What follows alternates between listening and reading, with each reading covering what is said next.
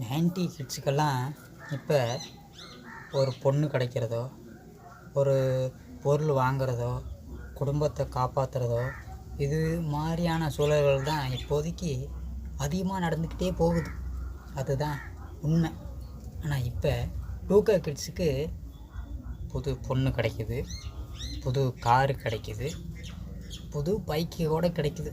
அது இல்லைப்பா, நகை கூட 100 பவுன் கிடைக்கிது. ஆனால் 90s கிட்ஸுக்கு என்ன தெரியுமா பிரச்சனை?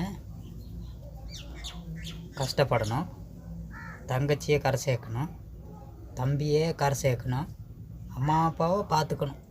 இதுதான் முழு நேர வேலை.